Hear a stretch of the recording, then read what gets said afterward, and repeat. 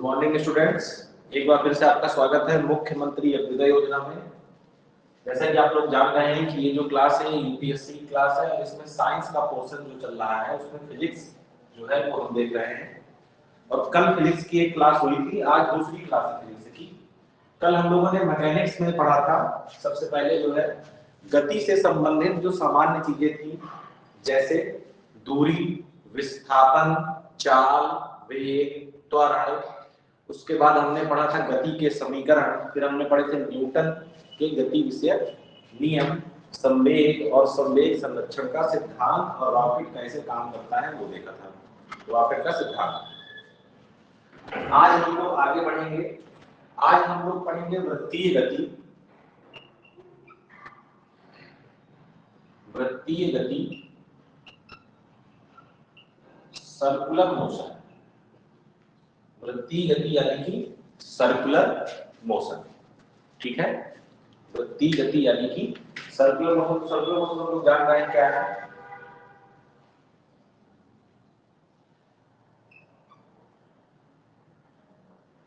मान लीजिए यहां पर कोई कण है, तो वृत्तीय गति को कैसे समझ सकते हैं। ये इस वृत्त का केंद्र है, तो ये केंद्र आप जानते हैं वृत्त का हमेशा क्या होता है, फिक्स होता है। तो जब किसी कण की एक निश्चित बिंदु के सापेक्ष स्थिति क्या होती रहे, बदलती रहे, कभी ये यहाँ है, कभी यहाँ है, कभी यहाँ है, कभी यहाँ है, कभी यहाँ है, तो उसकी गति क्या कहलाती है, वृत्तीय गति कहलाती है। और ये जो निश्चित दूरी है ये क्या कहलाती है, उस वृत्त की त्रिज्या। क्या कहलाती है, वृत्त की त्रिज्या।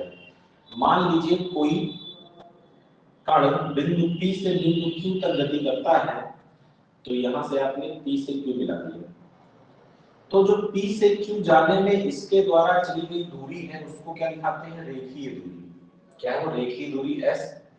और जितना कोण वो घूमा है वो क्या है आपका, कोणीय विस्थापन। क्या है वो, कोणीय विस्थापन। थीटा क्या है, कोणीय विस्थापन। और अगर आप इस त्रिभुज को ले, केंद्र O हो गया, तो त्रिभुज OPQ में आप जानते हैं क्या लगा देंगे, कोण बराबर 4 बटे त्रिज्या, तो थीटा बराबर आ जाएगा S बटे R, यानी कि S बराबर R थीटा। S बराबर क्या जाएगा, R थीटा। अगर ध्यान समझिएगा हो क्या रहा है, रेखीय विस्थापन आप कल पढ़े हैं जो रेखीय गति में होता है। अब आप वृत्तीय गति पढ़ रहे हैं तो वृत्तीय गति में होता है कोणीय विस्थापन। और ये जो समीकरण लिखा हुआ है S बराबर R थीटा, ये क्या बता रहा है, कोणीय विस्थापन और रेखीय विस्थापन में संबंध। अब जरा ध्यान से देखिए, S बराबर मेरे पास R थीटा है, अगर मैं दोनों तरफ T से क्या दे दूं, भाग दे दूं, तो कुछ इस तरह की सिचुएशन बनेगी। विस्थापन बटे समय क्या होता है, वेग, और थीटा बटे टी। देखिए रेखीय विस्थापन बटे समय, रेखीय वेग, कोणीय विस्थापन बटे समय, कोणीय वेग। तो v बराबर क्या हो गया, r ओमेगा। v क्या है, रेखीय वेग, और ओमेगा क्या है, कोणीय वेग। तो रेखीय वेग और कोणीय वेग के लिए क्या हो गया, संबंध हो गया, ठीक है ना। और यहाँ पर ओमेगा क्या है आपका, थीटा बटे टी। मात्रा लिखेंगे तो रेडियन प्रति सेकंड। एक क्या होती है, इसको कोणीय वेग भी बोलते हैं, व कोणीय आवृत्ति भी बोलते हैं। क्या बोलते हैं, कोणीय आवृत्ति, ठीक। अब आता है क्या, कोणीय त्वरण। क्या आता है, कोणीय त्वरण। क्या था भाई, कोणीय त्वरण। तो आपके पास क्या था, v बराबर था r ओमेगा, तो यहां भी बटे t और यहां भी बटे t। वेग बटे समय, रेखीय वेग बटे समय यानी कि रेखीय त्वरण a, और कोणीय वेग बटे समय, कोणीय त्वरण किससे दिखाते हैं, अल्फा से दिखाते हैं। तो a बराबर क्या है आपके पास, r अल्फा भी है, ठीक है। उसके बाद आप जानते हैं एक क्या होता है, अभिकेंद्र त्वरण या अभिकेंद्रीय त्वरण, ठीक है। इसकी वैल्यू क्या होती है, अभिकेंद्रीय त्वरण AC v² बटे r। फिर आप पढ़ते हैं क्या, अभिकेंद्रीय बल। तो अभिकेंद्रीय बल FC बराबर क्या हो जाएगा, m। F बराबर क्या होता है, ma। तो M V square by R. या इसका एक फॉर्मूला और है, क्या, v की जगह लिख दीजिए आर ओमेगा, हो जाएगा m और v की जगह आर स्क्वायर, और ये क्या हो जाएगा ओमेगा स्क्वायर बटे क्या है आर, एक आर से एक आर कट गया, M R omega square, M R omega square. Clear है? तो ये है आपकी कुछ वृत्तीय गति से संबंधित शुरुआती बातें। फिर क्या बात आती है कि जिस तरह रेखीय गति में 3 समीकरण थे, रेखीय गति के समीकरण आपने पढ़े थे ना कल, v बराबर u प्लस एटी, s बराबर ut plus half eighty square और v स्क्वायर बराबर u स्क्वायर प्लस 2as। इसी तरह कोणीय गति के भी समीकरण है। क्या है? कोणीय गति के समीकरण। कैसे समीकरण है? बिल्कुल वही। v क्या था? अंतिम वेग, तो इसको हमने दिखाया ओमेगा x से, अंतिम वेग बराबर u क्या था? प्रारंभिक वेग, तो इसको दिखाया ओमेगा i से, प्लस वहां त्वरण a है तो यहां त्वरण कितना है? अल्फा, और टाइम तो टाइम ही है, तो ये हो गया पहला समीकरण। यहाँ जाइए, s क्या है? विस्थापन, रेखीय विस्थापन, तो यहाँ s का काम कौन करता है? थीटा। u यानी कि प्रारंभिक वेग omega i into T plus half a यानी कि अल्फा टी स्क्वायर। तीसरा v स्क्वायर यानी कि अंतिम वेग का वर्ग बराबर प्रारंभिक वेग का वर्ग प्लस 2, a की जगह अल्फा और s की जगह थीटा। तो ये 3 समीकरण किसके हो गए? कोणीय यानी कि वृत्तीय गति, जो भी कोण वाली गति को ही क्या है? वृत्तीय गति ही है मतलब। तो जरा इसको भी आप लोग अभी नोट करें और फिर उसके बाद हम लोग आगे बढ़ते हैं।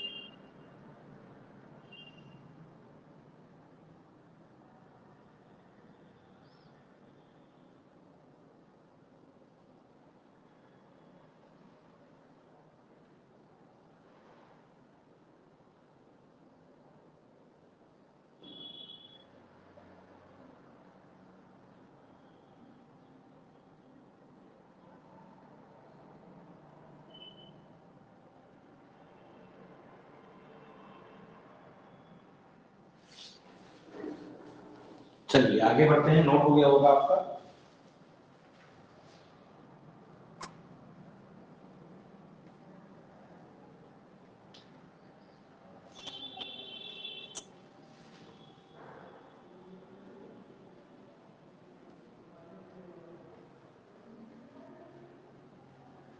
समय कम है इसलिए थोड़ा सा चीजों को ऊपर ऊपर पढ़ के निकला जा रहा है।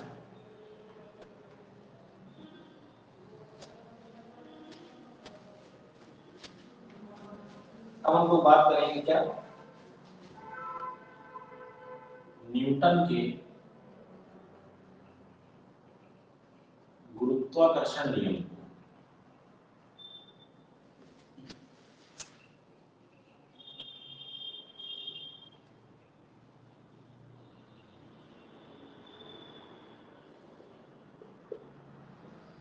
Newton law of gravitation, Newton के गुरुत्वाकर्षण नियम को, तो न्यूटन का गुरुत्वाकर्षण नियम क्या कहता है कि कोई भी दो पिंड होंगे, पिंड मतलब क्या होंगे, बॉडी होगी, वो एक दूसरे पर हमेशा एक आकर्षण बल लगाएंगे। क्या लगाएंगे, हमेशा आकर्षण बल लगाएंगी। मतलब कहने का है कि एक वस्तु दूसरी वस्तु को सदैव क्या करती है, आकर्षित करती है। तो न्यूटन ने कहा कि ये जो बल है आकर्षण, तो आकर्षण मतलब क्या है, किसी को खींचना, तो वो खींचना क्या है, बल है। तो न्यूटन ने बताया कि अगर कोई दो वस्तुएं जिनके द्रव्यमान m1 व m2 हैं, r दूरी पर रखी हुई हैं, तो उनके बीच में जो बल लग रहा होगा वो समानुपाती होगा दोनों के द्रव्यमानों के गुणनफल के। और जो बल है वो व्युत्क्रमानुपाती होगा उनके बीच की दूरी के वर्ग के। मतलब द्रव्यमान ज्यादा होने तो बल क्या होगा, ज्यादा। समानुपाती का मतलब क्या है, ये ज्यादा तो ये ज्यादा, और व्युत्क्रमानुपाती का मतलब ये ज्यादा तो ये कम, और ये कम तो ये ज्यादा। मतलब अगर दो द्रव्यमान दूर दूर हैं तो बल कम लगेगा, और पास पास है तो बल ज्यादा लगेगा। अब अगर इन दोनों को मिला दें, एक व दो को मिलाने पर, तो जब एक व दो को मिला देंगे तो मिलाने पर क्या बनेगा हमारे पास, F proportional to m1 m2, और ये बटे में क्या था, r स्क्वायर, m1 m2 बटे r स्क्वायर। अब अगर आप जानते हैं समानुपाती का चिन्ह हटाना हो तो एक क्या लगाना पड़ता है, नियतांक लगाना पड़ता है। तो जैसे ही समानुपाती का चिन्ह हटाएंगे तो क्या लगेगा, ये नियतांक लगेगा, और उस नियतांक का नाम होता है जी, कैपिटल जी, m1 m2 बटे r स्क्वायर। जहां जी क्या है, सार्वत्रिक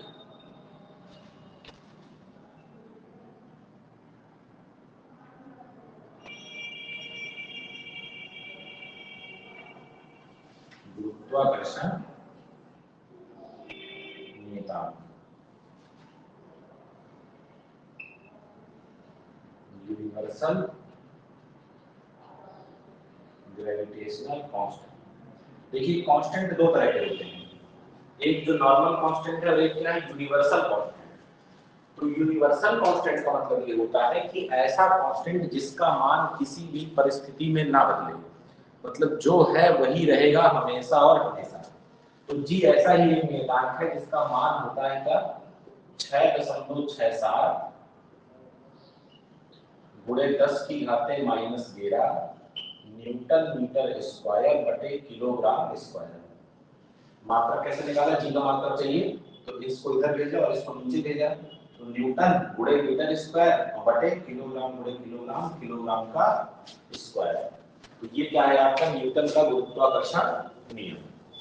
क्या कहता है कि दो द्रव्यमान या दो वस्तुएं एक दूसरे को सदैव आकर्षित करती हैं, उनके बीच में जो आकर्षण का बल है वो उनके द्रव्यमानों के गुणनफल के समानुपाती और उनके बीच की दूरी के वर्ग के व्युत्क्रमानुपाती होता है। दोनों को एक साथ लिखा और जी यहाँ पर आ गया, क्या हो गया, सार्वत्रिक गुरुत्वाकर्षण नियतांक, यूनिवर्सल ग्रेविटेशनल कांस्टेंट। और जी का मान याद रखेंगे 6.67 × 10⁻⁻11 न्यूटन मीटर स्क्वायर बटे किलोग्राम स्क्वायर। इसको नोट कर लें, फिर हम लोग आगे बात करते हैं।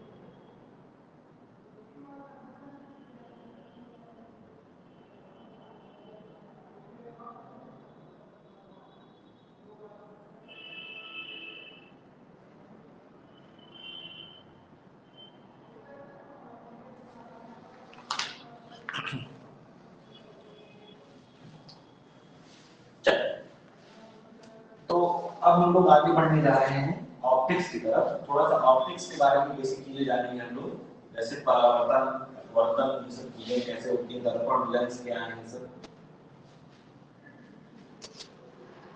अब हम लोग शुरू करने जा रहे हैं सबसे पहले क्या, परावर्तन।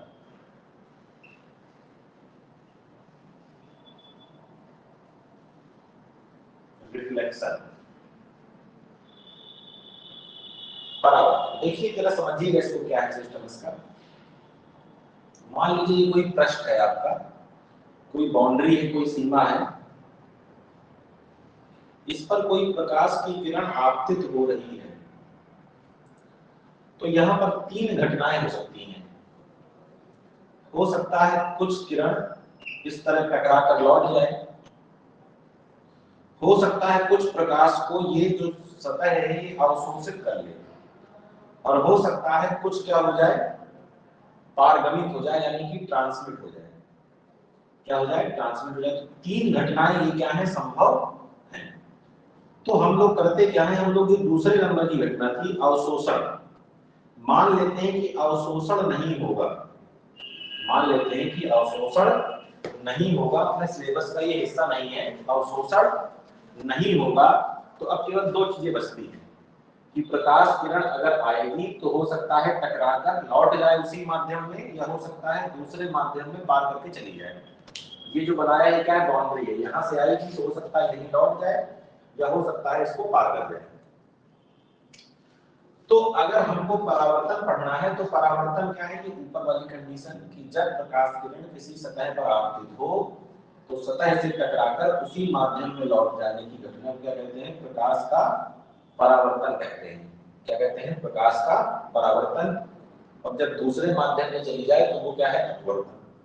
तो अगर हमें परावर्तन करवाना है तो हम ये चाहते हैं कि कोई भी प्रकाश किरण इधर न जाए, मतलब इसको पार करके ना जाए। तो अगर हमको इसको पार जाने से रोकना है, इस तरफ जाने से रोकना है, तो हम यहाँ क्या कर देते हैं, पीछे पॉलिश कर देते हैं।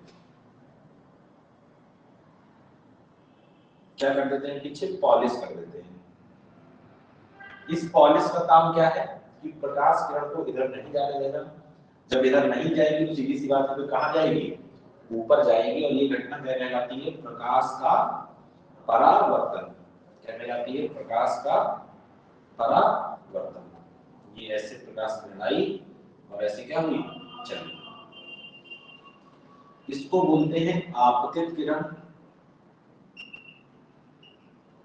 इसको बोलते हैं परावर्तित किरण,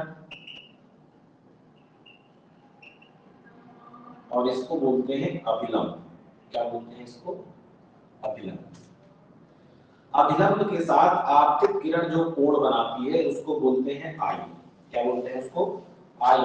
और ये कोण आई है क्या, ये है आपतन कोण। क्या है ये?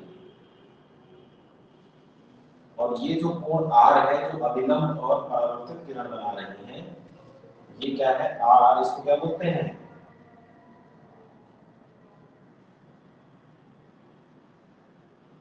परावर्तन कोण। क्या कहते हैं इसको? परावर्तन कोण।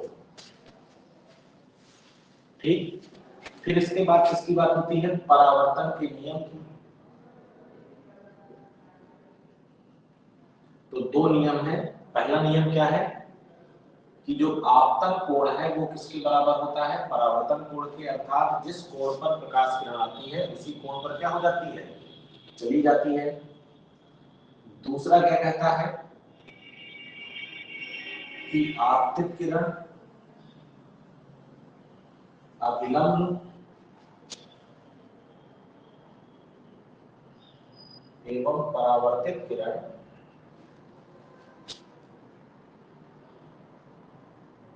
एक ही तल में होते हैं, एक ही तल में होते हैं। ये दो क्या है, ध्यान देने वाली बात यहाँ पर केवल यही है कि जो आई को नापा जाएगा तो कहाँ से नापा जाएगा, अभिलंब से। आर को नापेंगे कहाँ से नापेंगे, अभिलंब से। जैसे मान लीजिए कि आपसे कह दे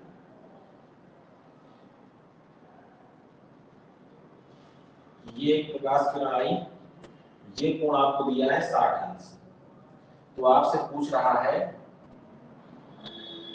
कि कोण आर का मान बताइए। तो कोण आर यानी कि परावर्तन कोण का मान पूछ रहा है। तो परावर्तन कोण हमको तब मिलेगा जब हमको आपतन कोण मालूम होगा। आपतन कोण बराबर क्या होगा, परावर्तन कोण। तो क्या ये आपतन कोण है? नहीं, आपतन कोण ये वाला होगा, अभिलंब के साथ वाला। तो पूरा कोण कितना है, 90। 90 में से 60 ये चला गया तो ये कितना हो गया, 30। और अगर ये 30 है तो ये भी कितना होगा, 30। तो आर बराबर कितना होगा, 30। क्लियर है ना? तो इस तरह आपको इस पे काम करना है। इसको नोट करें फिर आगे बढ़ते हैं।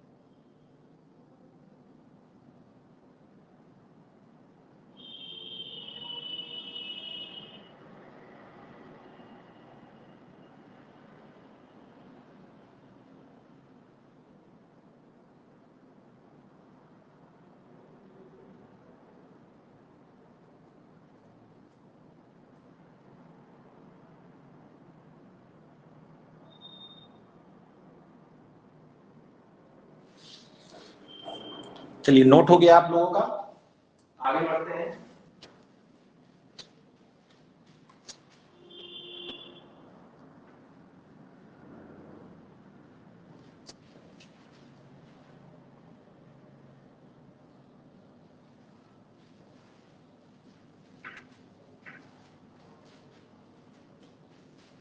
अब बात आती है किसकी, गोलीय दर्पण की।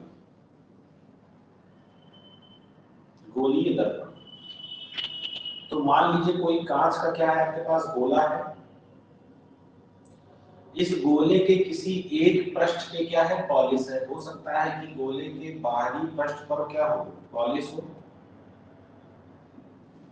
या हो सकता है कि गोले के भीतरी पृष्ठ में क्या हो, पॉलिश हो।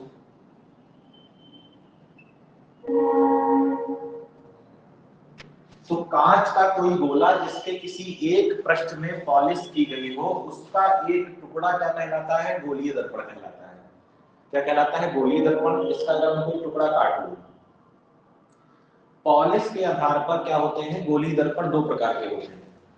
अगर मान लीजिए इस पे हमने कोई टुकड़ा काटा जिसके बाहरी पृष्ठ पर पॉलिश है, तो ये ऐसे मिलेगा, और ये कहलाता है अवतल दर्पण। क्या कहलाता है, अवतल दर्पण, कॉनकेव मिरर। क्या कहलाता है, कॉनकेव मिरर। और अगर यहां से मान लीजिए कोई काट लो टुकड़ा ऐसे, तो ये मिल जाएगा इस तरह का। क्या कहलाता है, ये उत्तल दर्पण,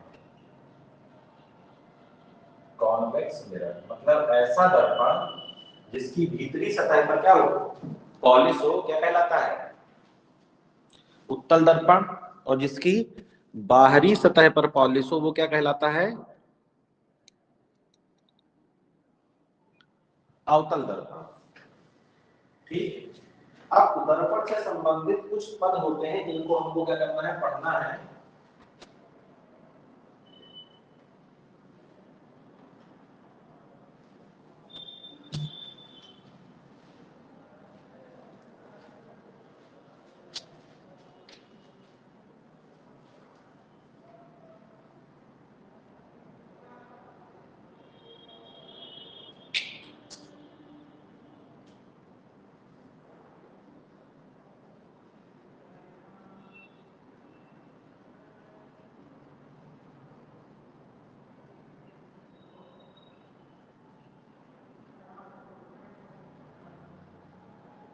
कुछ पद, जैसे मान लीजिए कि हमने कोई क्या बनाया है, दर्पण बनाया है।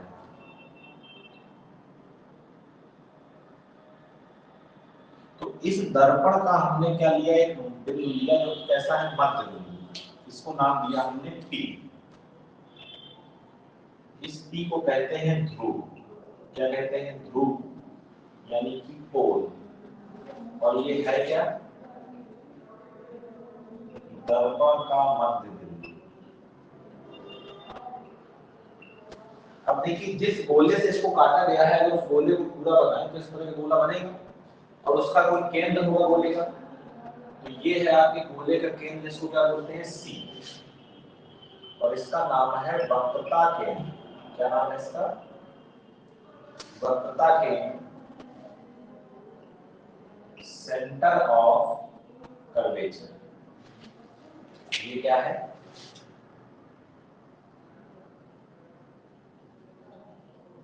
उस गोले का केंद्र, उस गोले का केंद्र जिससे दर्पण को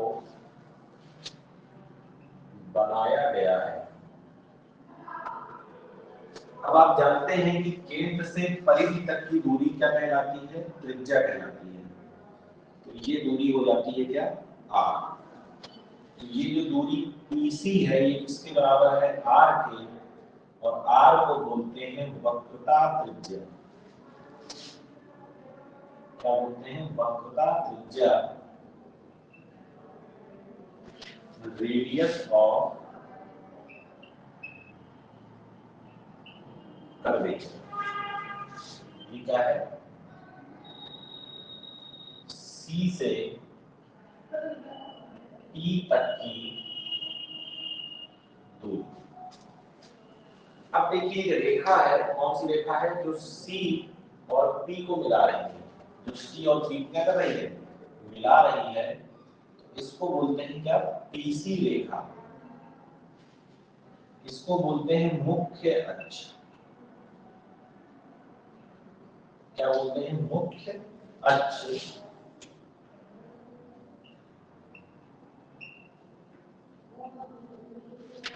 प्रिंसिपल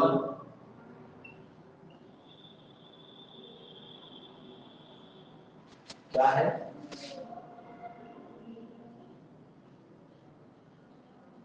P एवं C को मिलाने वाली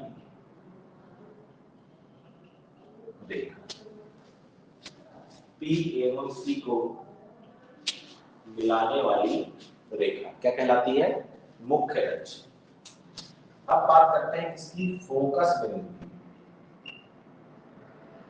फोकस बिंदु, फोकस पॉइंट,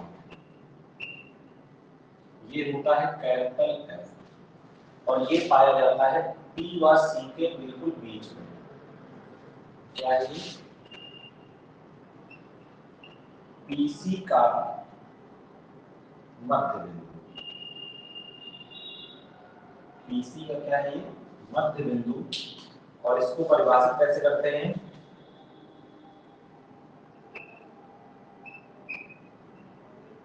मुख्य अक्ष के समांतर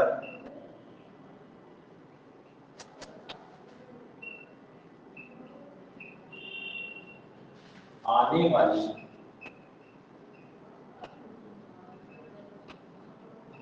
प्रकाश किरणें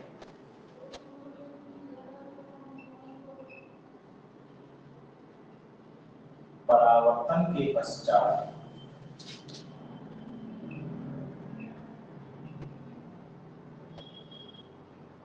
जिस बिंदु से गुजरती हैं, ये गुजरती हैं कहां पर आएगा, अवतल दर्पण, या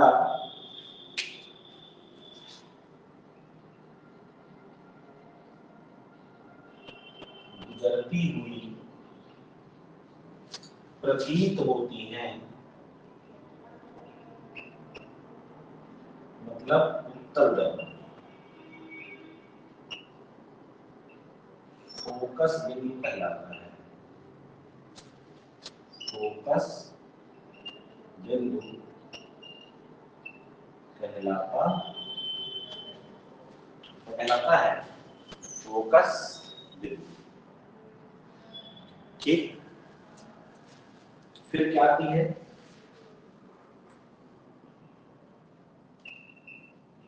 फोकस दूरी, फोकल लेंथ। इसको दिखाते हैं स्मॉल एक्स। ये क्या है, P से F तक की दूरी, P से F तक की दूरी, ठीक है ना। ये क्या हो जाती है आपकी, PF बराबर स्मॉल f। अब क्योंकि ये जो F है ये इसका मध्य बिंदु है, तो इसका मतलब जो ये F है ये R की क्या होगी, आधी होगी।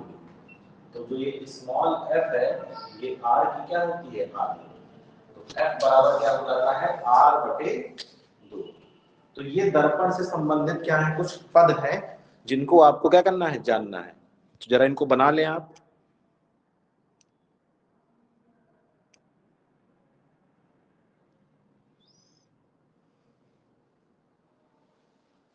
बना ले, सबको नोट कर लें आराम से, कोई दिक्कत जल्दबाजी नहीं है, जहां ना आए वहां पूछ लें।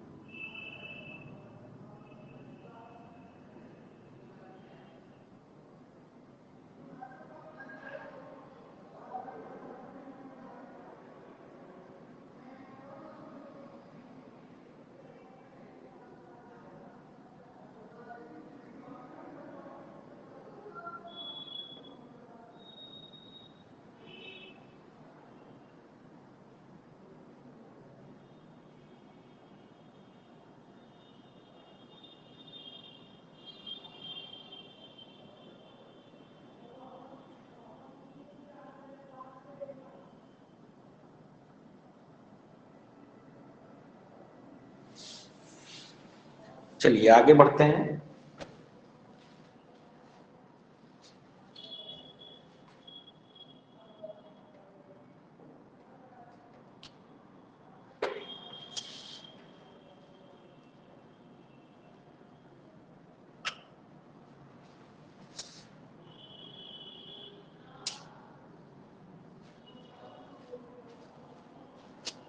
अब क्या देखना है?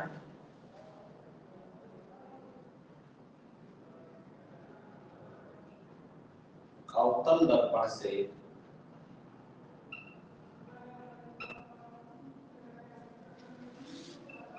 प्रतिबिंब बनने के नियम। अवतल दर्पण से प्रतिबिंब बनने के नियम। और ये नियम क्या कहते हैं? ये नियम ये कहते हैं, पहला नियम,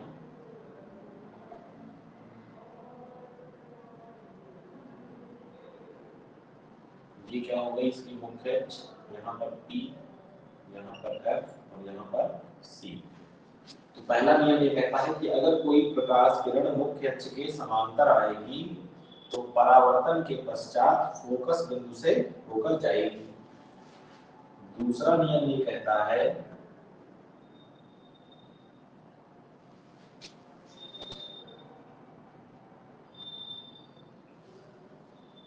कि अगर कोई प्रकाश किरण फोकस से होकर आ रही है, फोकस से होकर आ रही है, तो परावर्तन के पश्चात वो मुख्य अक्ष के क्या हो जाएगी? समांतर हो जाएगी। और तीसरा नियम ये कहता है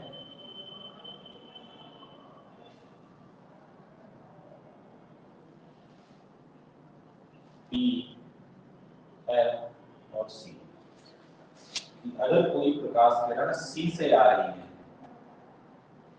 तो फिर वो C से ही वापस लौट जाएगी। ये क्या है? प्रतिबिंब बनने के 3 नियम हैं। इन्हीं नियमों का प्रयोग करके अवतल दर्पण से प्रतिबिंब को बनाया जाता है। तो ये तीनों आप बनाएं।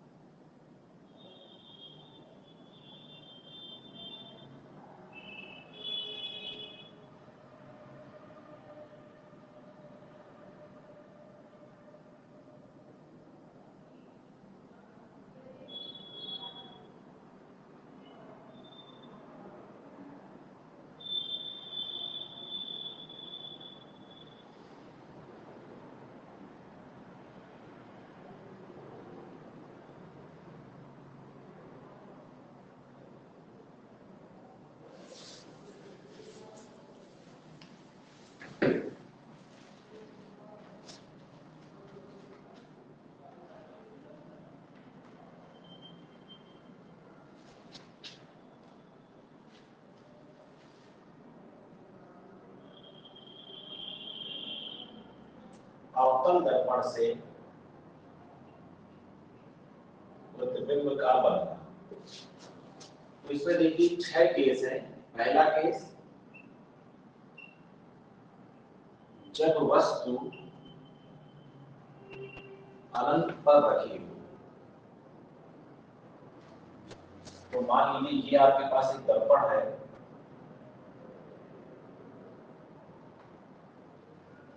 ये इसकी मुख्य अक्ष है, ये P हो गया, ये F हो गया और ये क्या हो गया, C हो गया। वस्तु अनंत पर रखी है। अनंत एक ऐसी जगह है जहां से समांतर किरणें निकलती है। तो एक किरण हमने समांतर यहां से भेजी, एक किरण हमने समांतर यहां से भेजी। पहला नियम ये कहता है कि समांतर आने वाली किरणें कहां से जाएंगी, फोकस बिंदु से। तो ये भी गई फोकस बिंदु से और ये भी गई फोकस बिंदु से। और परावर्तन होने के पश्चात किरणें जहां पर मिलती है वहीं क्या बन जाता है, प्रतिबिंब बन जाता है। तो यहां पर आपको लिखना है प्रतिबिंब की स्थिति एवं गुण। तो नंबर 1 स्थिति कहां है, फोकस बिंदु पर। फिर ये बताना है कि प्रतिबिंब वास्तविक है या आभासी। तो प्रतिबिंब वास्तविक है। क्यों वास्तविक है, जब सही सही प्रकाश किरणें मिले तो क्या है, वास्तविक है। और जब भी प्रतिबिंब वास्तविक होता है तो वो उल्टा होता है। कैसा होता है, उल्टा। और चौथे में आकार बताना है, तो आकार कैसा है, बिंदु आकार। आकार कैसा है, बिंदु आकार। ठीक। दूसरा देखिए यहां बना लेते हैं, जब वस्तु C के पीछे रखी हो। वस्तु कहां रखी हो, C के पीछे। तो ये हो गया P, ये हो गया F और ये हो गया आपका C और इसके पीछे आपने कोई वस्तु रख दी AB। तो पहला नियम ये कहता है कि समांतर किरण भेजिए जो कि कहां से जाएगी, फोकस से जाएगी। और दूसरा ये कहता है कि फोकस से भेजिए जो क्या हो जाएगी, समांतर हो जाएगी। और जहां पर दोनों कट कर रहे हैं वहां क्या बन जाएगा, प्रतिबिंब बन जाएगा। तो कहां बन रहा है प्रतिबिंब, C व F के बीच में। कैसा है, वास्तविक, क्योंकि सही सही किरणें मिल रही हैं। जब वास्तविक है तो कैसा है, उल्टा। देख भी सकते हैं, इसका A ऊपर है, B नीचे है, इसका A नीचे है और B क्या है, ऊपर है। और चौथा कैसा है, वस्तु से छोटा।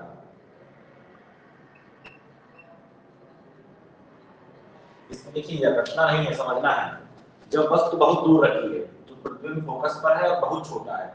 अब वस्तु आ रही है दाएं तो प्रतिबिंब जा रहा है बाएं। वस्तु खिसक के आई कुछ नजदीक C के पीछे, तो वस्तु किसकी, अनंत से इधर। तो प्रतिबिंब किसका, फोकस से इधर। पहले बहुत छोटा था, अब थोड़ा सा बड़ा हो गया है। क्या हो चुका है, वस्तु से थोड़ा छोटा है। अब वस्तु और दाएं खिसकेगी, कहां पहुंच जाएगी, C पर। तो प्रतिबिंब भी बाएं खिसक के कहां पहुंच जाएगा, C पर।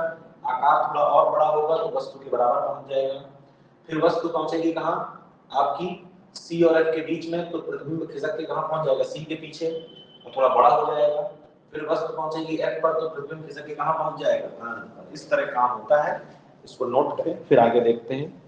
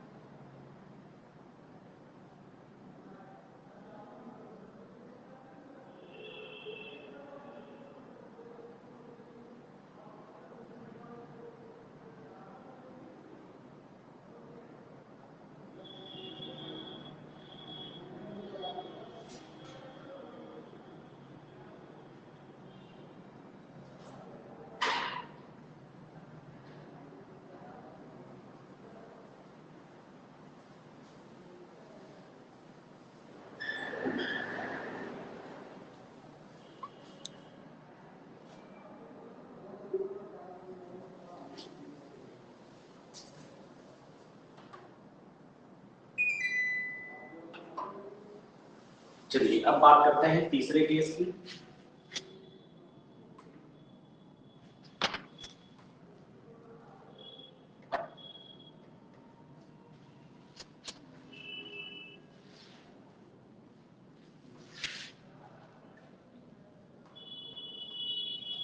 अब बारी है वस्तु को सी पर देने की।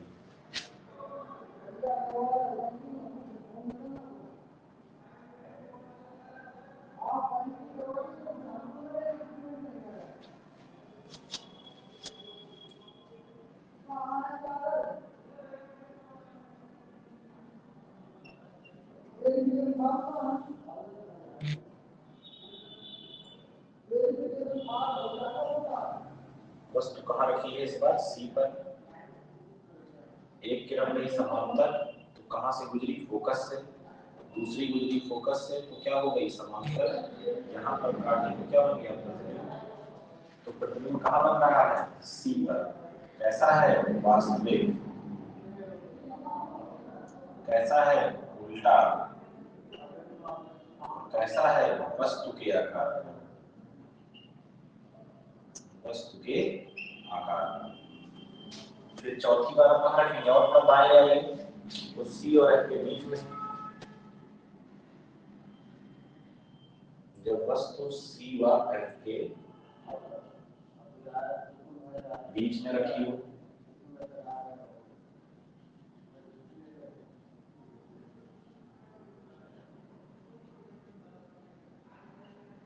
सी और एफ के बीच में मान लीजिए यहाँ रख दिया ए।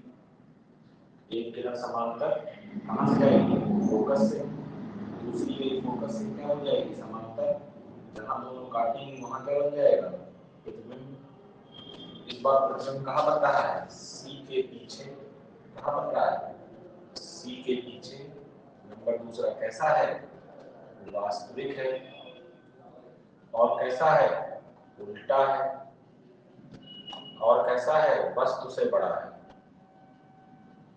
वस्तु से बड़ा यानी कि आवर्धित है। ठीक। फिर इसके बाद पांचवा, अब कहाँ ले जाना है? लेफ्ट पर। जब वस्तु F पर रखी हो,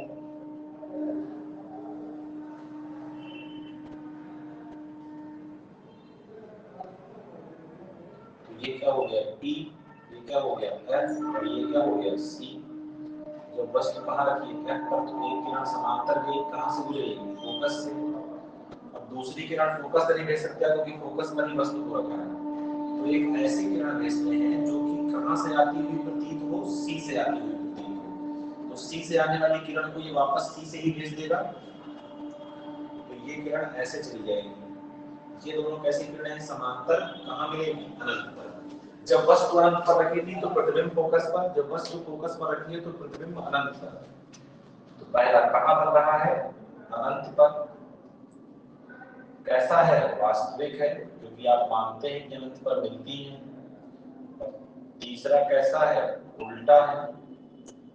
और चौथा कैसा है, बहुत बड़ा है। चौथा कैसा है, बहुत बड़ा। और लास्ट केस जब कहाँ रखते हैं, F और P के बीच में। जब वस्तु F व P के बीच में हो, तो रख लीजिए।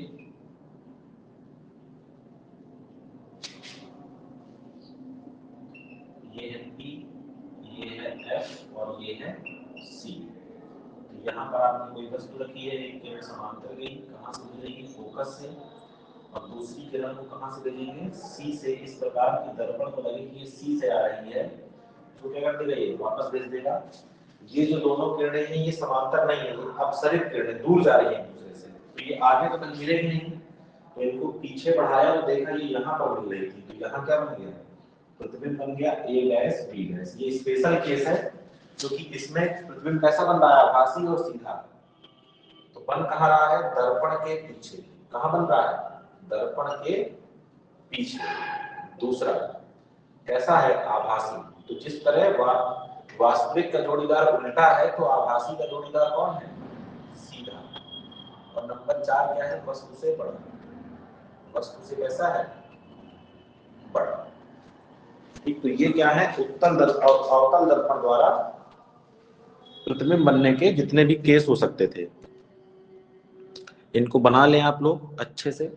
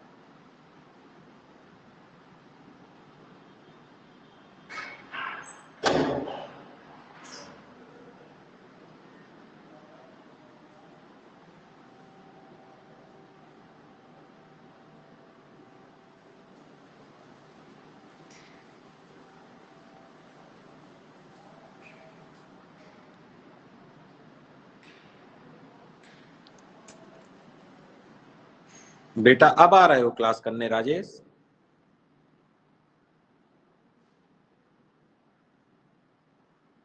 राजेश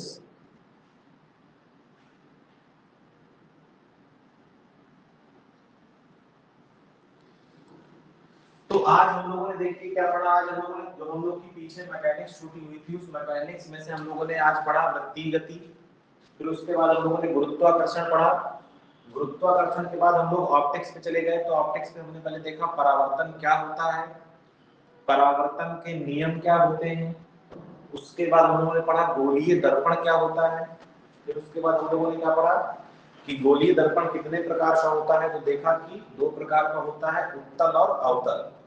जिसके बाहरी पृष्ठ पर पॉलिश हो वो क्या है, अवतल दर्पण, और जिसके भीतरी पृष्ठ पर पॉलिश हो वो क्या है, उत्तल दर्पण।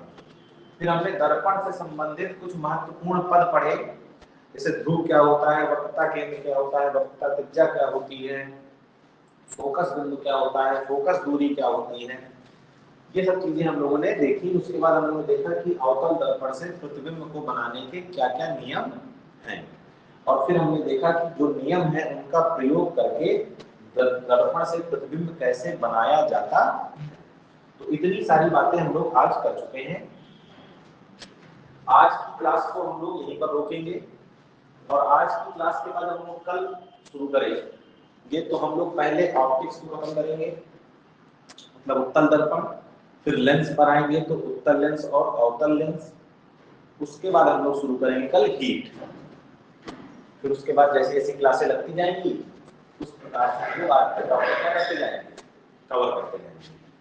चलिए आज के लिए इतना ही, धन्यवाद।